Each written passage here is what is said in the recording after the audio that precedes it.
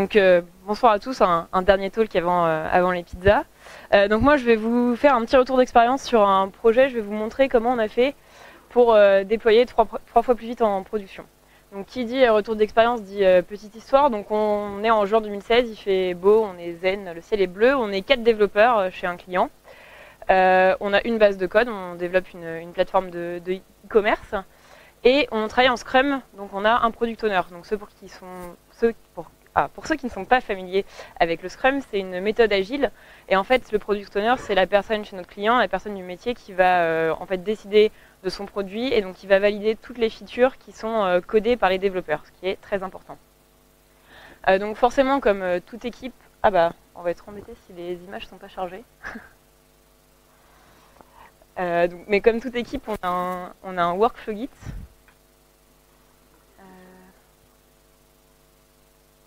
On n'est plus en réseau. Ouais,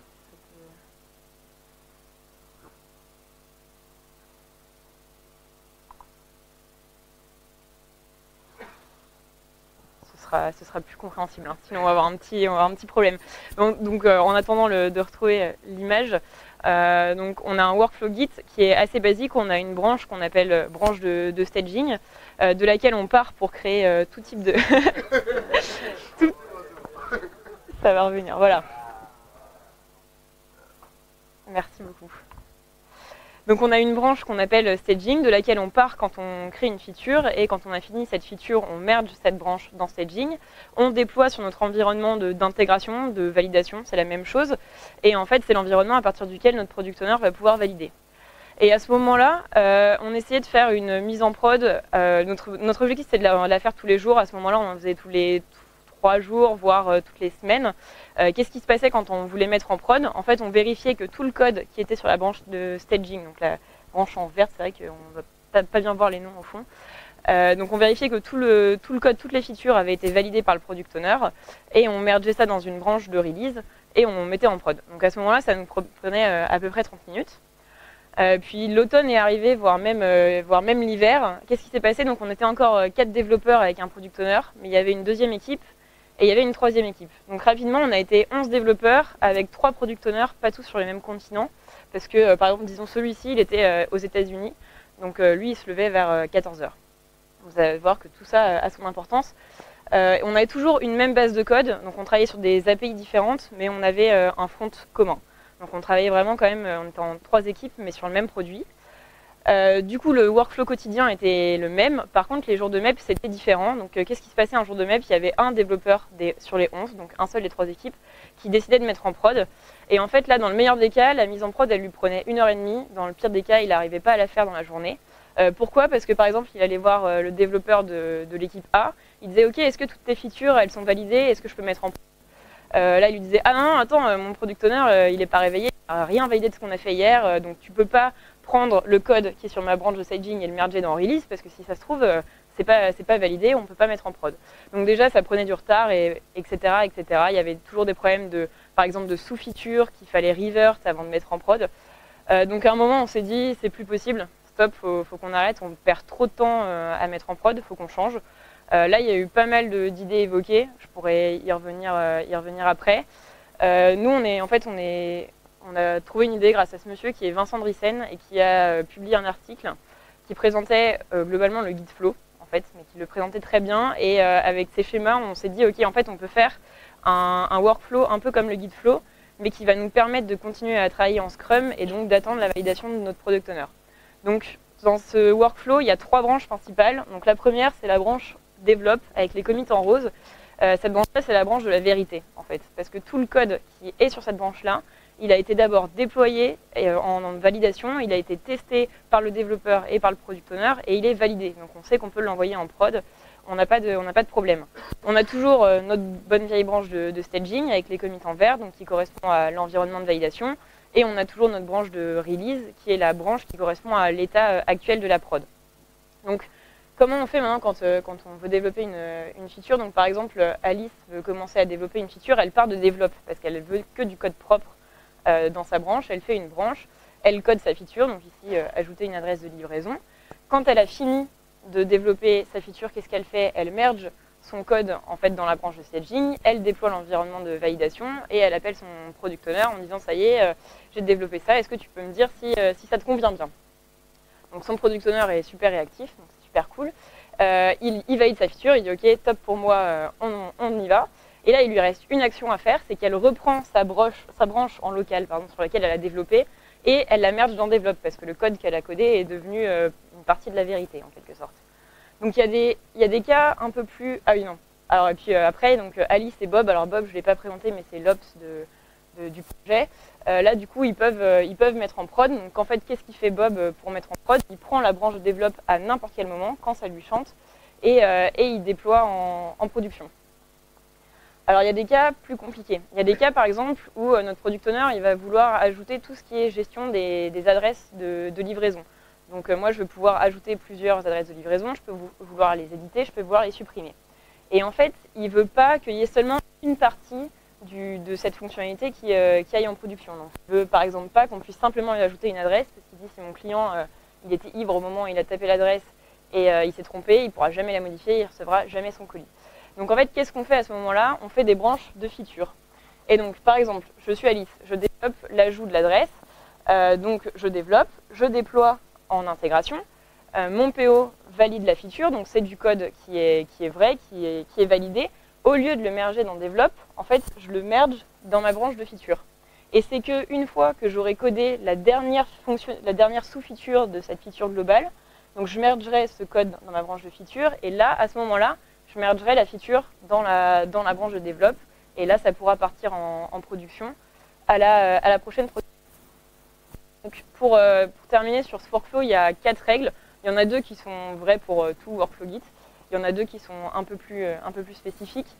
Donc, ouais, les règles, c'est toujours plus stylé en anglais. La première, c'est be strict. Donc, l'idée, c'est pas de commit intempestif. On ne fait pas de commit sur Develop, parce que ça n'aura jamais été testé par le product owner. Et on ne fait pas de commit directement sur la branche d'intégration, parce que ça partira jamais en prod. Donc ce sera un commit tout à fait inutile.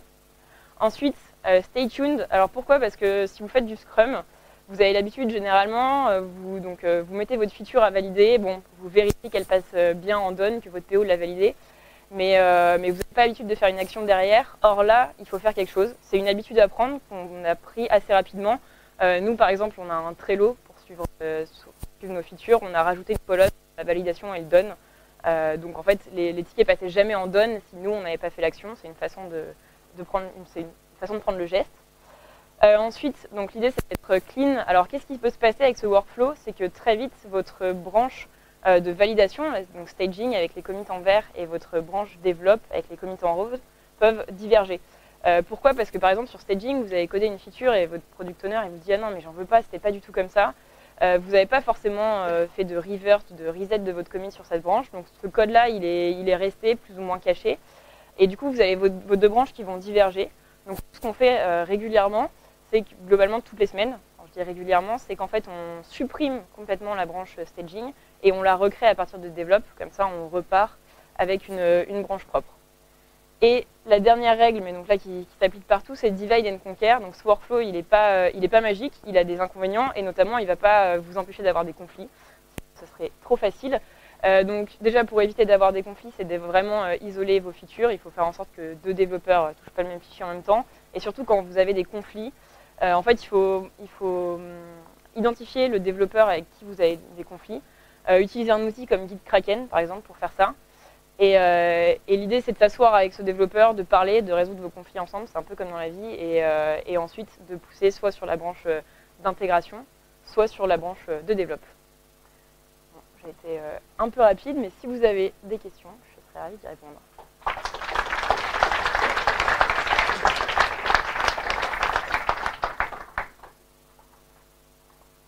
Ouais. Ouais. On fait un merge, donc on a des commits de merge en différence, effectivement. On pourrait avoir un historique plus propre en faisant ça.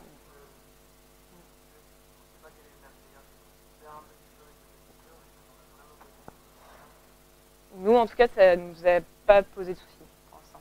Ce qui nous a déjà posé souci, par contre, quand je dis qu'on supprime la branche de staging, c'est que des fois, on a perdu tout l'historique. Et en fait, tout l'historique de cette branche-là, donc si par exemple, on avait eu un bug sur cette branche-là, et et qu'on veut vraiment investiguer, ce qui arrive moins souvent qu'en prod, parce que c'est pas une branche qui est publique, ça nous arrive de plus avoir l'historique.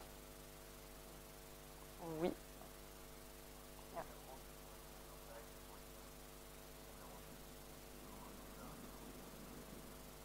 C'est vrai qu'on pourrait faire ça. Pour l'instant, on a eu ce problème qu'une seule fois en 7 ou 8 mois de projet. Donc.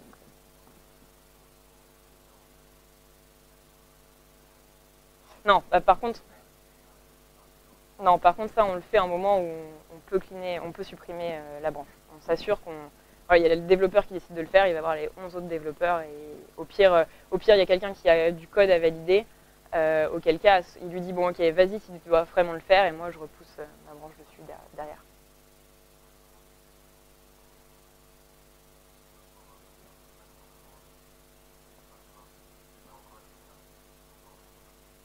Non, parce que ça, on n'en a, je pense, pas eu le besoin, ne serait-ce que parce qu'on est 11, mais on travaille vraiment tous au même endroit. Ouais. Pardon.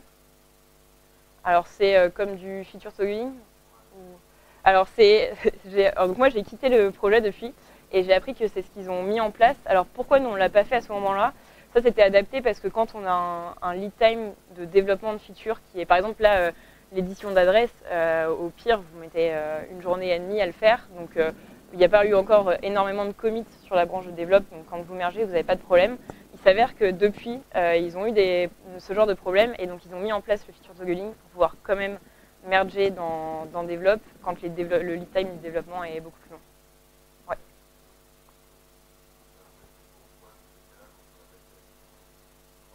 Ouais.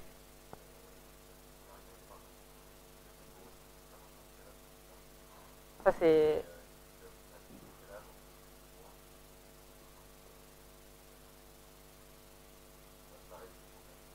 Samy qui a mis en place sur Fitness.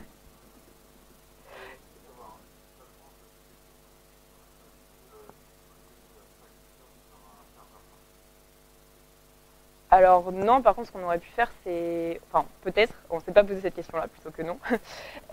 Par contre, ce qu'on avait pensé à faire, c'est qu'on aurait pu pousser en prod feature par feature, en fait, au lieu de faire des mises en prod journalières. Ça, c'était pas possible parce que notamment, on travaille avec des ops, et donc nous, dev, on a la main jusqu'à la pré-prod. On n'a pas la main jusqu'à la prod. Mais on ne s'est pas posé une question de déployer sur des serveurs différents.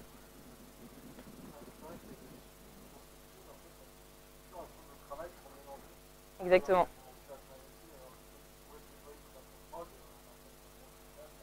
Exactement. Et d'ailleurs, à un moment, on avait un peu cette inquiétude-là, en fait, de dire on a plein de features en développement à ce moment-là. Là, il n'y a pas de pré-prod dans mon workflow parce qu'il n'y en avait pas, il y en avait pas au tout début où on a lancé le workflow. Et en fait, après, justement, on a travaillé avec les ops pour en mettre en place, pour pouvoir tester la prod dans des conditions sans justement avoir des bruits de features ailleurs.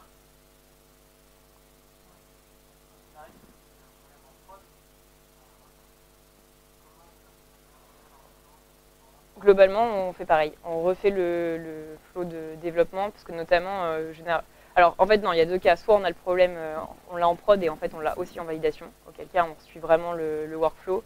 Euh, Problème en prod, si c'est un problème de dev pur, on refait pareil. Et sinon ça nous arrive que ce soit plus des différences d'infra, etc. Mais dans l'idée, on suit vraiment le workflow. Oui.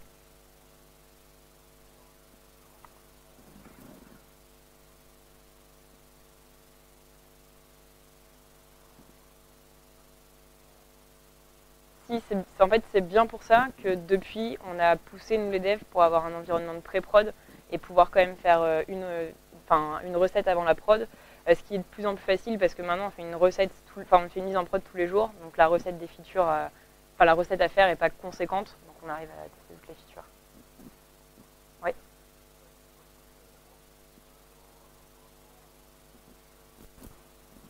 Ah, c'est-à-dire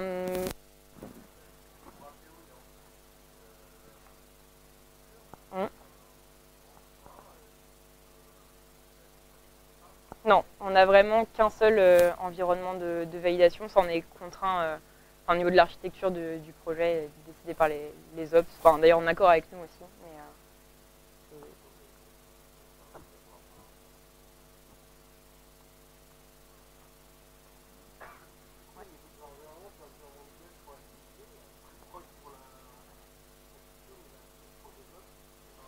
Alors, développe, c'est pas. Enfin, développe, c'est.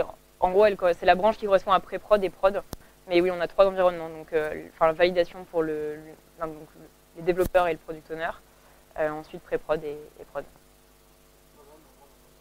Exactement. Au tout début, non, on ne testait pas avant d'envoyer en prod. Et on a expliqué pourquoi ça se, ça se faisait pas. Oui.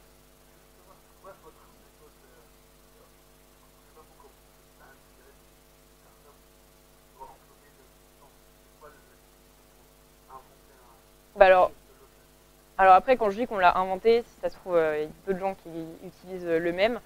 Du coup, nous, on s'est inspiré quand même En fait, on s'est inspiré les slides sont publics et il y a le lien de l'article sur le slide avec Vincent Driessen. Et donc, on s'est vraiment inspiré de ce workflow-là pour le créer. Et en fait, à un moment, on a décidé de le tester. Quand on a vu que ça marchait, on est parti là-dessus. Je sais pas si ça répond à ta question. Non.